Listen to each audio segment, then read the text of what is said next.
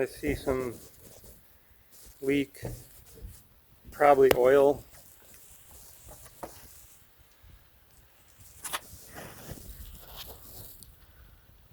It looks like from the turbo.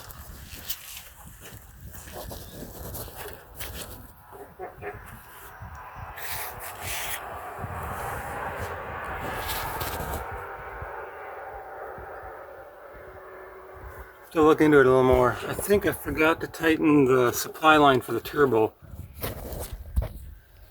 So we'll check that and see what it is.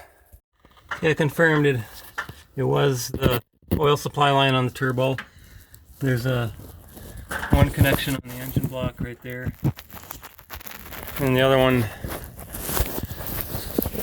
there's not much access to it.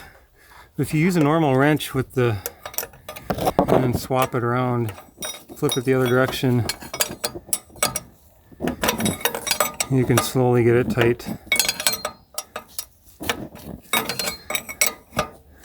So taking anything else off, this is about the best you can do.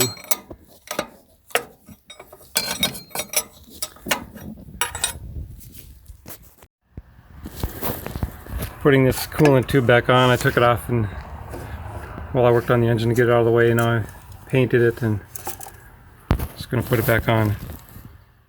Okay, trying to get this coolant tube back on. Pretty difficult to line this up and get the hose on. I ended up taking this completely off, both sides, cleaning it. I put a little bit of fluid film lubricant. Hopefully that doesn't cause any issues. But then it allowed me to slide this all the way back here to line it up and then push it back on. Kind of helped put on some leather gloves to get this to move. Okay, working on putting the radiator back in. I was missing one of these rubber pads, assuming that's to absorb some of the shock. So I found this rubber hose and then I punched a hole in it using one of these hollow punches. Stick it on there and